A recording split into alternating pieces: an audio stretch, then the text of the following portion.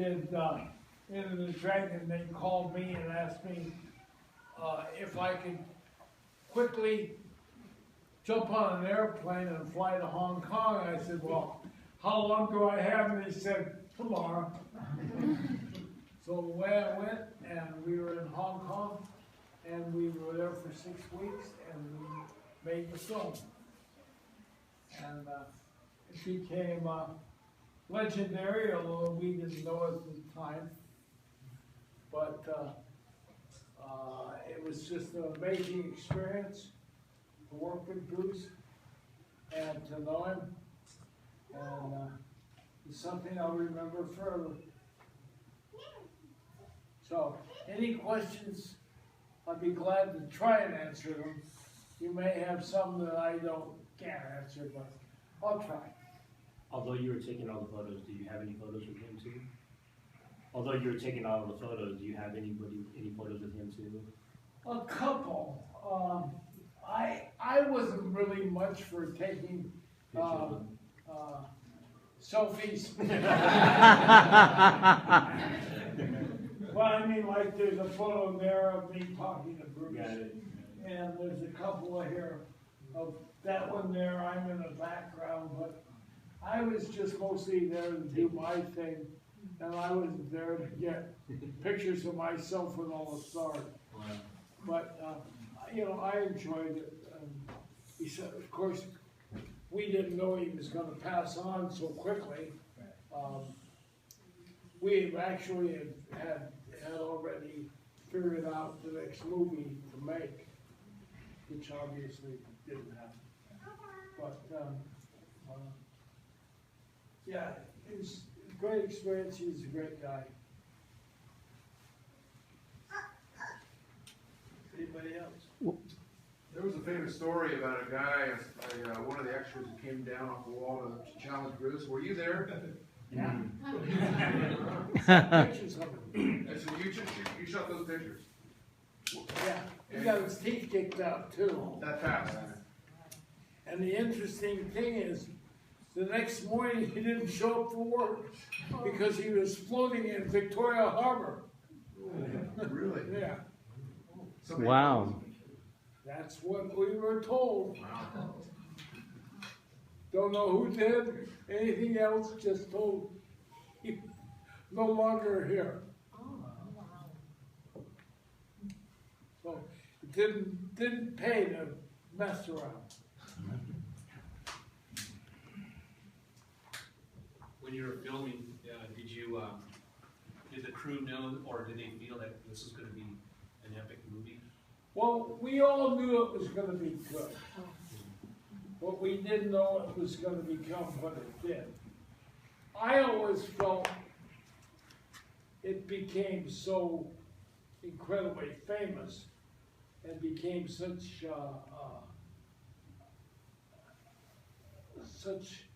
a legendary movie was because he passed away before it was released. And I think that helped promote it, sadly, but that's what helped promote the movie. If that hadn't happened, I think it would become epic anyway, but not as quickly. I mean, the movie, we only had $400,000 to make that movie. In 6 weeks. And the idea was to make that movie look like a $10, $20, $30 million movie, which we did because we had the sets, we had the extras, we had the costumes. So they were able to achieve that goal. But the movie, you know, the $400,000, the movie was in the black after the first week. So, you know, they achieved their goal that way. I think they would have achieved it a little slower had he not passed away. But the goal was achieved, and it became an epic film. So another legend that his speed was so fast that they needed to adjust the camera No, that's not true. He was, without a doubt, the most in control person of his body that I ever knew, and the fastest person that I ever knew. I mean, one day he asked me, he said, I want you to hold your camera right up to your eye, and he said, I'm gonna kick right into your camera, and you can take the shot. And I go, okay. How many people would you do that? Would you do that for? Well, I knew him and I understood it. And I knew that if he said his foot would stop here, it would. And he wouldn't break my nose or my face. Well, he sure did. He kicked the foot right up into the camera. He held it there. I got the picture. No problem. No broken nose, no busted face. Yeah, we're all friends. But he was the most in control person of his bodily functions of anybody I ever knew in my life. I'm sure there were others. I'm sure Juan Jackman was, but I didn't know him. So. Anybody else? Yeah. You have a favorite photo? Is there a particular still or a particular scene that's your favorite from Enter the Dragon?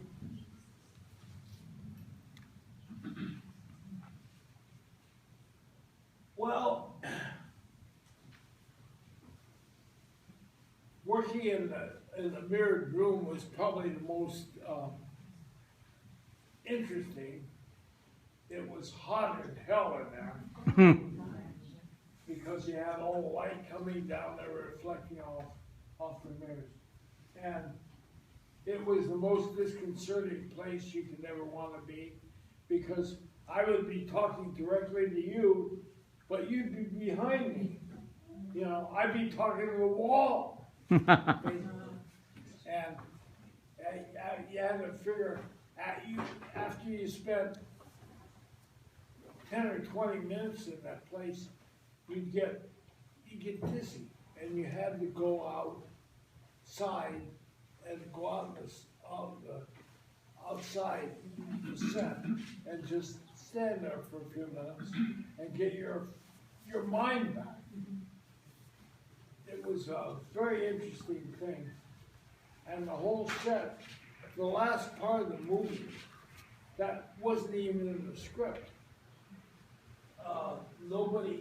Nobody had plans for the mirrored room. They had a fight scheduled, but they didn't know.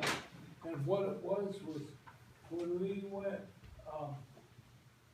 the director, Bob Clausen, his wife, who was the art director on the film, went into the old Repulse Bay Hotel, and they walked past some angled mirrors, and you could see the reflections in that way of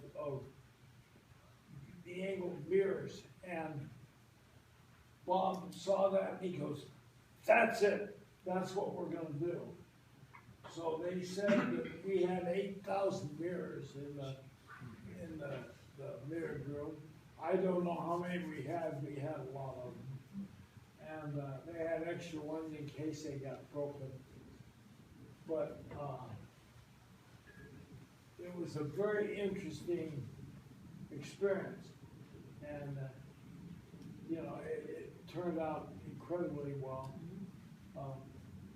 The famous picture that I had of Han hanging on the spear at the end after he got kicked into it is no longer with us. That got sold years ago, and it's never showed up on eBay or anywhere else.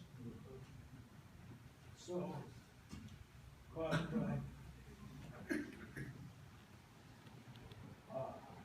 Chicane was a very good guy. He was 60 years old when we did Enter the Dragon, and everybody was just amazed at what he could do, his bodily control, what he could do at 60 years old. And I mean, He did have a photo double in a couple of shots, but most of it he did himself, and Bruce was absolutely floored by his ability. How's the relationship between Bruce and the other co-stars? Jim Kelly and John Saxon? They all got along great, Mhm. yeah.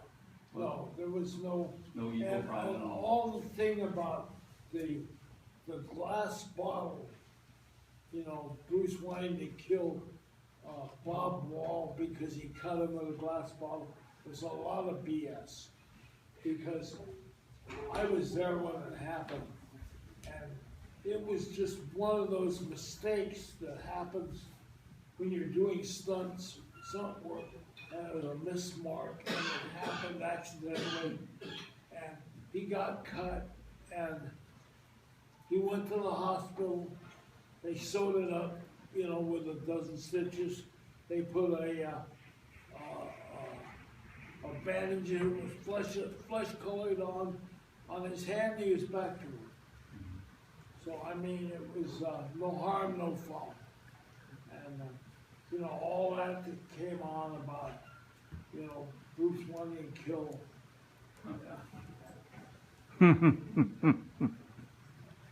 I laughed when I saw that. I go, somebody wasn't paying attention.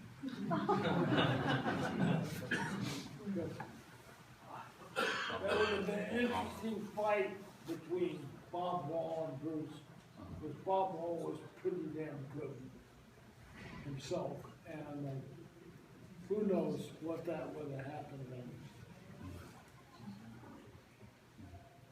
Okay. What's your favorite memory with Bruce Lee? Some of the dinners that I had with him, when we would go out to dinner, and of course everybody knew who he was. He walked into a restaurant, but it was always interesting because people would want to come up next to him, and they'd want to test him and find out if he could really do what he did in the movie. And you know, it was the old Western movies where you had the old gunfighter, and the young gunfighter comes up and wants to find out if he's really as fast as they said he was. Well, Bruce never took these people up on their challenge. You know, he just wouldn't do it. And the only time I ever saw him take a guy up on his challenge was really on the wall at the house tennis court in Repulse Bay. And I don't know the reason. It was interesting because we were on our way to lunch at the Repulse Bay Hotel when that happened. And he never did say, it was all in Chinese, which I never understood a word of, but whatever they said, they pushed the right button. And he said, you know, wait a minute, we'll go to lunch in just a minute. And that's all it took. Because the guy was just, you know, plodding on by his friends that were standing there. And all his friends were sitting on the wall. And Bruce said to them, after he kicked the guy's teeth out, he goes, and they all ran. So. They didn't wind up in the harbor, however.